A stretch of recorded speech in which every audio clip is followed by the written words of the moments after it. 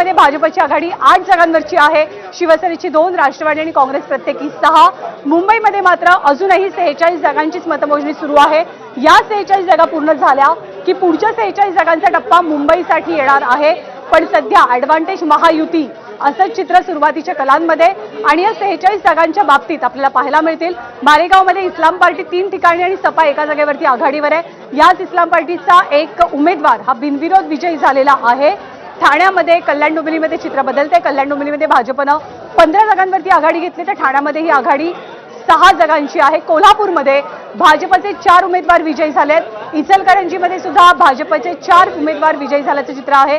तर नागपूरमध्ये भाजपनं अर्धशतक पूर्ण केलेलं आहे, त्यामुळे स्वबळावरती भाजपची सत्ता येईल हे जवळपास आता स्पष्ट होतंय। नागपूर महानगरपालिकेसाठी पुण्यामध्ये भाजपची आघाडी 32 जागांची आहे आणि काही जण आघाडीवर काही जण पिछाडीवर असं चित्र दिसत असताना मुंबईचा आकडा जो आहे तो आकडा 27-15 असा आकडा आहे।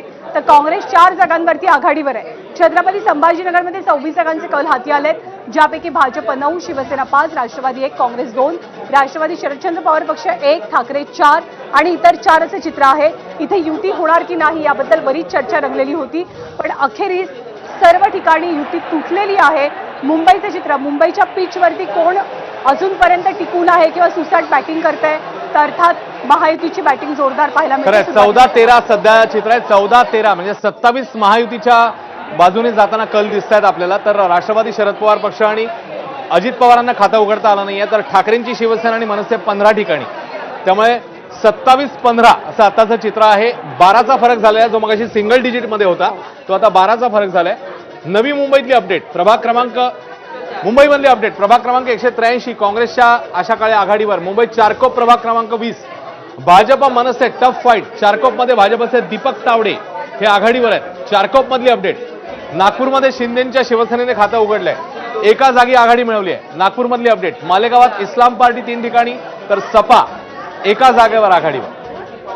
आपण मुंबई उपनगरांचा जर का विचार केला तर मुंबई उपनगरामध्ये भाजपची स्पष्ट ताकद आपल्याला पाहायला मिळते आणि त्याखालोखाल एकनाथ शिंदेच्या शिवसेनेची।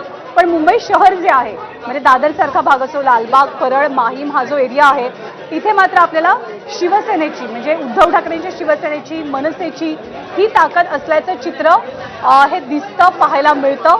त्या अनुषंगानं मुंबईचे हे कल कसे बदलतात हे बघावं लागेल, कारण सध्या तुर्तास 46 जागांचीच मतमोजणी सध्या सुरू आहे। पुण्यामध्ये भाजपनं 32 जागांवर आघाडी घेतली, शिवसेना 2, राष्ट्रवादी 10, तर कोल्हापूरमध्ये भाजपचे 4 उमेदवार विजयी झालेले आहेत। काँग्रेससोबत नेक टू नेक फाईट भाजपची पाहायला मिळते। जळगावात भाजप 12, शिवसेना 5 जागांवरती आघाडीवर आहे। अकोल्यामध्ये सुद्धा भाजपची गाडी सुसाट आहे, 29 जागांवरती भाजपनं आघाडी घेतली आहे। तर चंद्रपूरमध्ये भाजप 4, शिवसेना 1, राष्ट्रवादी 1, काँग्रेस 6 असं चित्र सध्या दिसतं आहे। उत्तर महाराष्ट्राच्या ज्या महानगरपालिका आहेत, पश्चिम महाराष्ट्राच्या, त्याच्याकडे वळण्यापूर्वी पुन्हा एकदा आपण ढोल ताशे वाजवूयात। निकाल कुठला तरी समोर आल्याचं आपल्याला कळतंय।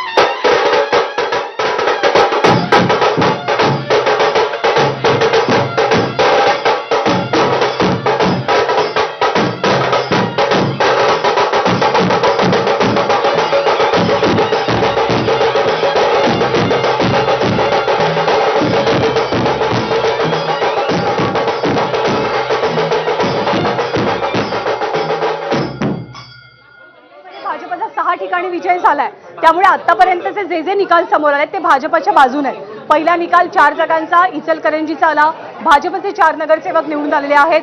कोल्हापूरचा जो निकाल आला 4 जागांचा तोही भाजपच्या बाजूने होता आणि आता पनवेल महानगरपालिकेमध्ये भाजपचे 6 नगरसेवक विजयी झाल्याचं आपल्याला पाहायला मिळतंय। 78 जागांची महानगरपालिका, भाजप 12 आणि इतर 1 असं सध्याचं चित्र आहे।